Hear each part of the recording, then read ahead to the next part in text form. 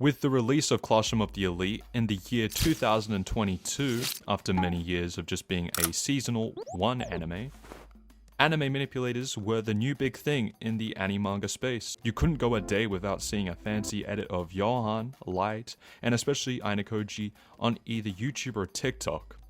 Death Note was already well known prior to 2022, but it just resurged in popularity with the rise in appreciation for psychological animes and mangas, especially with intelligent main characters. Ayanokoji vs Light has honestly been done to death at this point, so I figured why not tackle this matchup in a different approach. Rather than just compare every feat each character has done, we're going to hone in on one category in particular, that being manipulation, and I think it's probably the funnest out of all the categories. Both Light and Ayanokoji have been able to outsmart even the best of the best in their respective verses, and by the time their opponents realize it's already too late. We're going to compare their feats in this category and even give them some new context to said feats in order to determine who's actually the better manipulator. So without further ado, let's get into the video, and we're going to be starting off with Light Yagami from Death Note. To understand how Light manipulates people, there is some context needed for those who are unaware. Light Yagami is the main character for Death Note, a series that involves a genius and disillusioned high schooler picking up a notebook and learning that whoever's name is written inside will die. Initially, Light is terrified at the thought of wielding such a notebook, and actually hides in his room for like days after testing out the Death Note in person and confirming it's real. However, Light begins to rationalize his actions and begins to wonder, does everyone deserve to live? This ties back to his monologue, where he walks across the street in the middle of the night and comes to the conclusion that this world is rotten and Light isn't wrong. Human life is precious, but how precious exactly? There are many people who exist who commit heinous crimes, and if they were to be killed, the world certainly wouldn't miss them. With this ideology reinforced, Light decides to use a notebook to create a new world that is free of crime, and starts off by writing names in the notebook.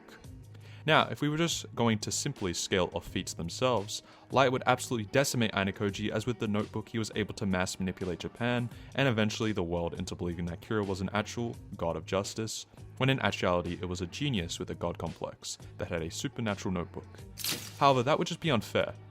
So we're going to be taking a mass manipulation feats like that out of consideration, and full-scale things like that, like blowing up planets type level scaling. This is going to be more intelligent.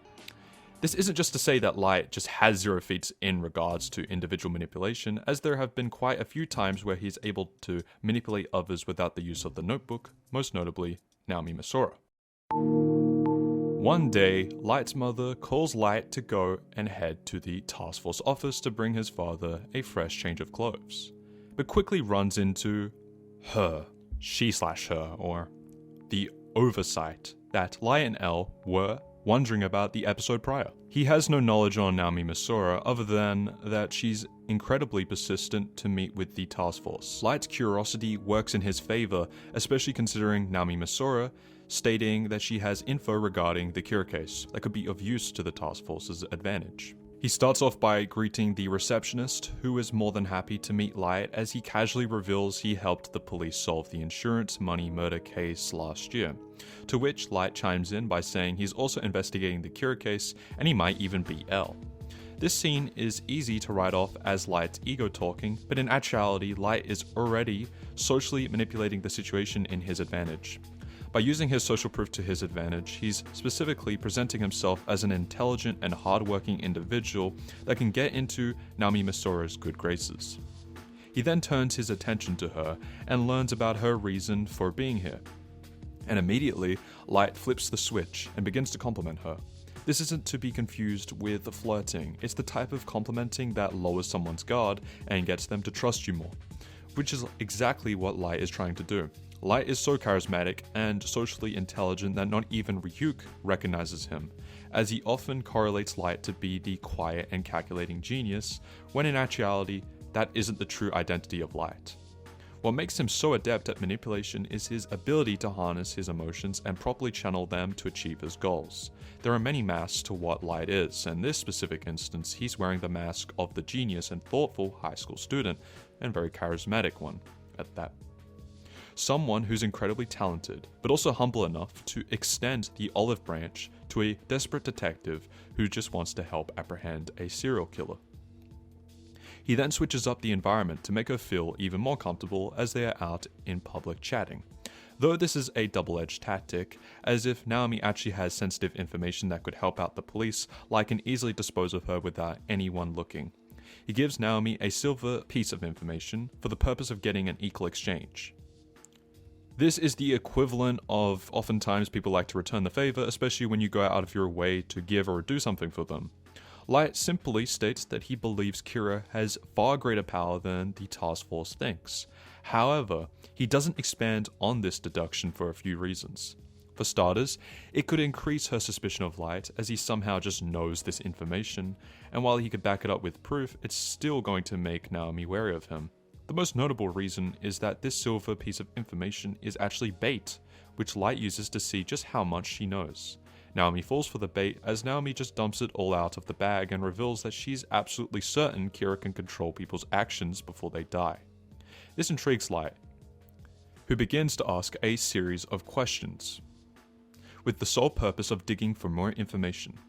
To his shock, he learns that Naomi Misora is the fiancée of Ray Penba, one of the FBI agents whom Light killed. He quickly regains his composure to avoid suspicion before listening to Naomi Misora's hypothesis. He then makes the surprising decision to confirm Naomi's bias and agree to her hypothesis. In a situation like this, most people would be prone to panicking and try to dissuade the person's thought process. However, this is wrong. If Light were to do this, it would only make Naomi even more suspicious of him, especially considering she has evidence to back up her claims. He tells Naomi that she's most likely correct, followed by saying, "Because if you are right, Kira was the person who your fiancé showed his ID to on the bus." Side note, but the manga does a good job at detailing how sinister Light is here. His eyes are completely blacked out and devoid of emotion, and you can even see a faint smirk on his face. He's quite literally mocking Naomi without her realizing it. At this point, he's decided that she's a threat who needs to be taken care of. For those of you who disagreed with one of my last points and argue it wouldn't have mattered if Light took her out of the station, he was still caught on camera, and if she dies, Light would be the prime suspect, as she was the last person he was in contact with. However, Light reveals that when he spoke to Naomi inside the station, he specifically angled his body to make sure his back faced the camera. This was not only to obscure his face, but also to make sure his lips couldn't be read, showing how analytical and observant Light is to the viewer, which surprisingly wasn't shown in the anime. Light then writes Naomi's name in the death note, but she doesn't die. Based on Ryuk's laughter and realizing her name is Shokomaki, he comes to the conclusion that it's an alias. Light begins to panic as there isn't much else to discuss other than the Kira case, and if his father calls him about his clothes, he'll have to go back and leave her, which he absolutely cannot do.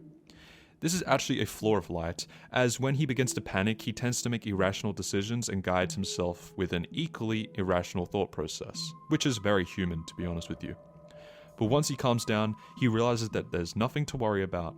All he has to do is turn off his cell phone, and act as if there was a missed call if his father were to ever ask him why he didn't pick up. He only has 5 minutes in anime time until she reaches the MPA office, and his chances of killing her become slim to none. Light begins to smooth talk Naomi, and comes up with an excuse as to why she couldn't go to the MPA office, which briefly makes her suspicious as she wonders how a high school student knows so much. Light finally has something he can use as bait, and comes up with a complete lie by stating he's a member of the task force. Although it's incredibly suspicious, the lie holds up when you look at it from a certain perspective. Every member of the police force is terrified of Kira. The ones who were alive left the task force. The task force is short-handed and needs people who can push the needle, and Light would be an invaluable asset to any task force. He's a genius, his deductions are on par with L's, and he has history with the police. Light not only working with the police is far more surprising than if he weren't, but Light still needs more to work with before he can switch the subject around to gaining her real name. He finds out that Naomi worked with L in the past, and was even a previous FBI agent. Light uses this info to complement her mind, further lowering her guard. Light is then able to communicate and empathize with Naomi so well that she states he's very similar to L. This only works in Light's favor as he continues to compliment Naomi until he offers her a spot on the task force. He does this by gaslighting her into not joining, stating that she has to live for her husband's legacy, yada yada, you're so young. But all this does is make Naomi even more eager to join, even going as far as to beg and say she doesn't care about anything else. Light then caves in, quote unquote, and states he'll need some proper identification, of course, which causes Ryuk to bust out laughing as he knows her fate is sealed. Naomi reveals the ID she gave him before was a fake and gives him the real one. All Light has to do is write down her name on the piece of the notebook, as well as make sure her body can never be recovered in order to avoid it being searched for evidence, and with all of that, it's all over for Naomi Misora. By establishing trust and connection using the law of reciprocity, flattery, past experience of pain, and overall having the necessary charisma and emotional intelligence, Light was able to knock Naomi Misora off the chessboard. He had no prep time, no information on her aside from the stuff she shared, and he had limited time to make things shake. Regardless, he was still able to manipulate her within a limited amount of time and get her to give up her real name to a stranger, despite knowing fully well there's a serial killer out there who needs a name and face to kill. Some argue that Naomi Misora was dumb, or her death was poorly written, but when you analyze how Light manipulates, it makes sense. He used her own emotions against her, and due to the fact that she was blinded by grief, she put her guard down long enough for Light to capitalize and subsequently kill her. This is why I dubbed Light in my video known as the greatest gaslighter in fiction, because this level of gaslighting off the top is insane. This isn't the only example of Light manipulating someone without the notebook, however. And in part 2 of Death Note, he's able to simultaneously manipulate the task force into believing he's not Kira, while it's also manipulating Takeda and Mikami into becoming his pawns. During the second part of Death Note, the story had reached a point to where the task force was constantly taking L after L, no pun intended. Their biggest loss was the death of Light's father, as well as the additional notebook. This led to Aizawa becoming incredibly suspicious of Light being Kira, and this argument was only strengthened after it was revealed that Mikami conveniently chose Light's ex-girlfriend to be his spokesman. Most people would panic in Light's situation and deny sharing any relation to Takeda, but Light saw this as an opportunity to knock 3 birds with 1 stone. Usually it's 2 birds. Insane. Light flips the script and outright reveals he and Takeda used to date in college, followed by suggesting that they used Takeda to get close to Kira. This surprises Aizawa, as Light made no attempt at denying the fact that he and Takeda used to be close, and the other task force members agree. Light calls up Takeda in front of Aizawa, so he can't really say a lot, otherwise it'll be deemed as suspicious. Nonetheless, he gets to work, and is immediately able to reel Takeda in. Even though it's been 5 years, he knows that Takeda is someone with a strong sense of pride, and an individual who loves attention. So, to get her attention, he needed to tickle and tease her a certain way to the point where he can completely lower her guard. This makes Takeda act on emotion rather than logic, and she doesn't even question why Light would want to call her after such a long time. After this call, Takeda meets with Light, and immediately falls for him again. Light doesn't even have to try to get Takeda to like him, and literally smirks at how easy it is, and accurately predicts that it won't be long before she's fallen for him again. However, something interrupts Light's plan, that being Mikami. He calls Takeda during one of their meetings, and begins to question why she's deviated from the new schedule he gave her, and Takeda somewhat caves in and states that a new friend has been giving her advice. Mikami is suspicious and hypothesizes this new friend could be Kira, but nonetheless asks to speak with him. Unbeknownst to Mikami, Light has been waiting for an opportunity to get into contact with him. He appreciates Mikami's eagerness and devotion to Kira, but acknowledges that the laws he's imposing are too harsh and can't be implemented just yet. Light immediately uses this phone call to prove to Mikami that he is Kira, bringing up the 5 sheets of paper he sent to Mikami on November 26th. This all but confirms to Mikami that Light is Kira, and Light immediately puts on a highly stressed and worried face to fool the task force. He writes a note and states that Takeda's bodyguards will be coming in to check the room at any second, therefore he has to remove all wiretaps. The task force can no longer see or hear Light, which completely gives him time to speak to Takeda alone. It's here that he tells Takeda that he is Kira, which only makes her more obsessed and infatuated with him. She had already respected and admired Light, but it's made clear that she also supported Kira. Finding out the one you loved the most is also someone that's changing the world is honestly a deal breaker, and here Light uses Takeda's emotions to his advantage. He states that he's going to make her the goddess of the new world, and they'll rule it together. In actuality, Light has no intention of sharing this with Takeda. Light is a narcissist who saw himself as a god and simply wants to use Takeda for her influence amongst the media, as well as use Mikami's devotion to aid his plans. Yet again, with minimal prep time, Light was able to conjure a situation that led to him being able to move freely to talk with Takeda and Mikami without the task force watching, and was able to manipulate them without using the notebook once again. Again, one of the greatest gaslighters. On to Ayanokoji's manipulation. Known as the White Knight technique, and not a Twitch White Knight. One of Ayanokoji's most well-known feats of manipulation took place in Volume 4, where he specifically implements the White Knight tactic to gain Kei as a pawn. The White Knight tactic involves portraying yourself to be one savior in order to gain control over the other. In actuality, the situation in which the victim needed to be saved was directly engineered by the White Knight. This tactic is often used in romantic or personal relationships, but can also be used in business or social situations. We see Ayanokoji deploy this method when he forms a strategy to gain Kei's absolute cooperation. To begin, we see Ayanokoji observing Kei early on in Volume 4. He knows something is wrong with her, but he can't quite pinpoint it yet.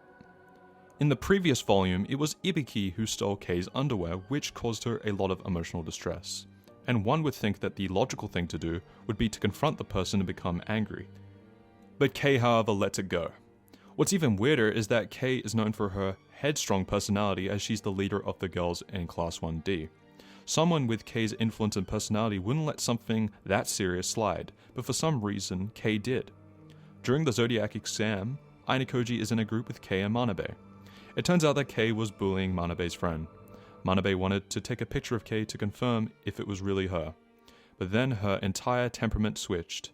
Ayanokoji directly states that, "I thought Karuizawa would have answered Manabe more forcibly, but her words were surprisingly weak, or rather there was some fear mixed in with her tough girl act. It might have been my imagination though." The final nail in the coffin is when Ayanokoji witnesses Kei and Hirata's breakup, but Ayanokoji doesn't buy it. He directly talks to Hirata to confirm his suspicions, as he states he believes the two of them were never really dating to begin with. He points out the fact that despite both of them dating for 4 months, their relationship visually hasn't progressed. They don't hold hands, they call each other by their last names instead of their first names, and they're not affectionate at all. Ayanokoji then concludes that Kei got into a fake relationship with Hirata to improve her social standing and to protect herself. Hirata confirms this, and Ayanokoji subsequently gains Hirata's full cooperation and trust. He just needs Manabe's contact information, which Hirata already has access to due to his large social network. Ayanokoji has everything he needs and moves forward with his strategy. First, we need to recap all of the observations that Ayanokoji has made regarding Kei's true personality. Normally, Kei's outside personality was that of a headstrong girl who took on the leadership role for her large group of friends. However, in these observations, Kei was instead more neutral and didn't offer anything of substance to the discussions, which went against the profile Ayanokoji had created for her. Ayanokoji also noted how Hirata would always act like Hirata and Kushida like Kushida, but it wasn't for Kei. This just shows to show how good Ayanokoji is at reading people's emotions and noticing changes in their character. At the same time, Manabe and her lackeys were attempting to interrogate Kei about whether she pushed their friend Rika while she faced them. Ayanokoji noticed further discrepancies with her fake personality during the scene, as she was hyperventilating and looks like she was going through shock. After this encounter, Ayanokoji directly manipulates Manabe and her friends by feeding them false information about Kei getting into fights with other people. This is used to confirm their initial suspicion on their own perception of Kei's character, which caused them to take even more action. After the group discussion ended, Manabe and her friend group caught up to Kei at a stairwell, and Ayanokoji observed her near breakdown from afar. Later on that night, Ayanokoji was a witness to Kei and Hirata's breakup, where he was informed that their relationship was a fake.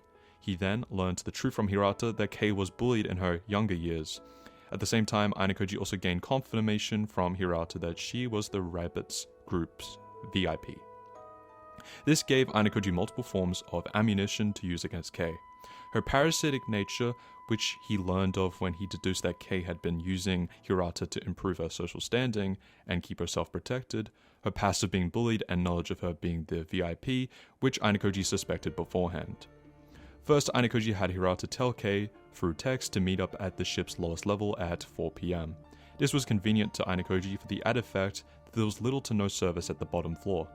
meaning Kei wouldn't be able to contact anyone upon going up. Ayanokoji also gained Manabe's contact information through Hirata, and he states that even if Hirata hadn't been able to give up the info, he would have gotten it from Kushida. With Manabe's contact information in hand, he sends her a text message under a sub-account, which grants him a thin veil of protection. Through their text messages, Ayanokoji lies to Manabe by saying that he hates Kei and wants revenge on her. He then informs Manabe that Kei would be at the ship's lowest level alone, which would allow them to do whatever they wish to her. Ayanokoji relays to Manabe that without this opportunity, she wouldn't gain another chance to attack Kei, because she had both Machida and Hirata protecting her. Ayanokoji also brings up the event that he and Yukimura witnessed the day before, that being Manabe and her lackeys bullying Kei. He then mentions that Kei was completely wary after it. In Manabe's suspicion, she claims that she would show the chat logs to the school. Ayanokoji responded by giving her the false illusion that he wouldn't break her trust because of how badly he was risking himself by contacting her directly. Now you may be wondering, what would Ayanokoji have done if Manabe avoided to help him? For the sake of the plot, he was able to succeed, but putting that aside, there is a chance that she could have shown these texts to the administration, which Ayanokoji claims would have got him in serious trouble. However, even if Manabe were to avoid Ayanokoji's help, he would instead directly blackmail Manabe through pictures he had taken of her assaulting Kei on the stairwell. Ayanokoji then gives Manabe the information that Kei had been a victim of bullying in the past, which allowed Manabe to completely break her down for him unknowingly. During Manabe and Kei's confrontation, Ayanokoji notes how similar it is to the Milgram experiment, which shows more of Ayanokoji's psychological knowledge. Finally, we get to the results of what Ayanokoji has been doing thus far. After Manabe and her friends left, Ayanokoji capitalized on Kei's emotional condition and made direct contact with her himself. Ayanokoji took advantage of the environment's effects on her mind to close the psychological distance between them to allow her to calm down. He then lied to her by claiming that Hirata has been called by a teacher and decided to go in his place. Ayanokoji then revealed to her how much he knew about her past, as Ayanokoji told her everything he knew. Ayanokoji does the famous scene where he pretty much threatens her to see how far she would go, and that confirms Ayanokoji's suspicions. When Kei told Ayanokoji about her past, he saw through her and knew that she was hiding an extra factor that made her so afraid. He noticed her eye movement and followed it to reveal her scar, which could be considered a form of cold reading. Once Ayanokoji gained the information he needed, he explained to Kei that he would protect her in Hirata's or Machida's stead, and proved this by showing her the photo he took of Manabe's group assault on the stairway. After Ayanokoji revealed this, he explained to her that he needed her influence in order to create a cohesion within their class and mentioned his knowledge of Karizawa's identity as the VIP. And just remember, all of this strategy is all because of Chabashira's threat on Ayanokoji, and Ayanokoji has to kind of lock in. Here, Ayanokoji gains not only the complete cooperation of Karizawa through blackmail and proof that he could protect her, he also reads, manipulates, and gets blackmail on Manabe, which he would later use in Volume 5 of Year 1. To sum it all up, Ayanokoji sets up a situation similar to the Milgram experiment, a psychological study from the 1960s to manipulate the behavior of Manabe's group and Karizawa. He uses this knowledge on human psychology and social dynamics to create a scenario where Manabe and Rika take revenge on Karizawa, who had wronged them before. To be able to replicate a scenario similar to the Milgram experiment in a school environment gives us this framework of Ayanokoji's understanding. Ayanokoji displays a deep understanding of human psychology, exploiting emotions, understanding of emotional triggers, and motivations to achieve his desired outcome. It also shows nuanced comprehension of how individuals react in certain situations. He effectively controls the interaction between Manabe, Karizawa, and Rika. With that, he recognizes Rika's enjoyment in tormenting Karizawa as a mean of asserting power or coping with personal frustrations. He understood her evolving stance, influenced by the situation, from initial reluctance to active participation due to the authority of Manabe. This shows his awareness of the complex interplay of power dynamics, personal satisfaction, and social influence. When an authority figure, Manabe, took responsibility for the act and the consequences, Rika would then give in to her subconscious desire to get back at Karizawa and hurt her.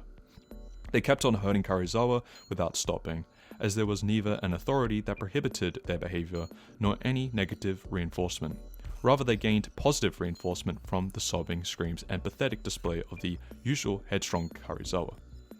Ayanokoji's setup allows Manabe and Rika to take out their frustrations on Karizawa, who becomes a victim of their aggression. He indirectly manipulated their emotions and actions in his preparation to achieve his desired outcome to take control of Karizawa. While Karizawa went from feeling disgust and ignorance to seeing Ayanokoji as her host, this is not enough to gain complete control over her. If she were to be cornered in some way, she might still backstab Ayanokoji. To prevent that, he aims to create genuine trust and an emotional bond between them that Karizawa wouldn't break. At the same time, he uses her to make Class D a class competent enough to stand its own ground against the other classes. This includes eliminating the weakness of his classmates by nurturing self-improvement/development. Ayanokoji gradually introduces changes in behavior and expectations, shaping her into more of a compliant and cooperative ally. These would start slowly with things such as no bullying of other classmates or not using too much money on clothes. Ayanokoji's aura was so reassuring to Karizawa that she would spill anything about her past without knowing actually why. From acting like a gloomy person with bad social skills, he can present traits that are the polar opposite. Up until now, she'd only seen him as a lowly, unobstructive guy. Seeing his true self must have terrified her. The less he talked, the more terrifying he would appear, the less she would resist. And even in times where Karizawa doesn't want to cooperate with him, Pool Incident, Year 1, Volume 4.5, Ayanokoji is easily able to make her willingly cooperate by herself by explaining that she is an important asset to him, and how much more trustworthy she is in comparison to other people, especially Horikita. The reason for that is that Karizawa felt inferior to Horikita in some ways, so that it gave her a great feeling when she hears Ayanokoji's self-reassuring words. Through Karizawa, he was able to also gain much more insight into his classmates, such as suspecting that Hirata hides something from everyone. He doesn't believe Hirata's placement in Class D was the consequence of a friend's suicide attempt. This wouldn't be the only reason Advanced Nurturing High School would assign a highly intelligent and immensely popular student to Class D.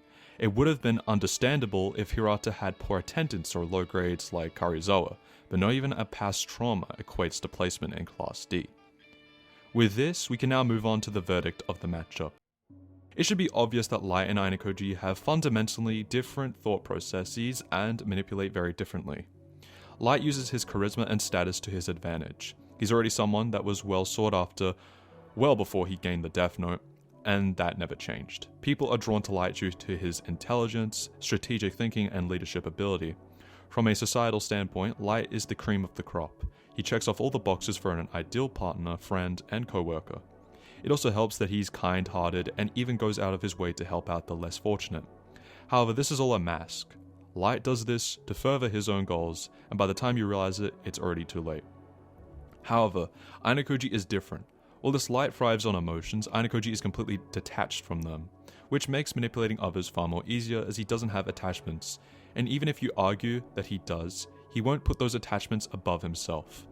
It's a parasitic self-protection type system. Ayanokoji's understanding on psychology is greater than Light's due to the knowledge he gained in the White Room, which you can check out right here, which is why his way of manipulating others is so methodical and logically thought out.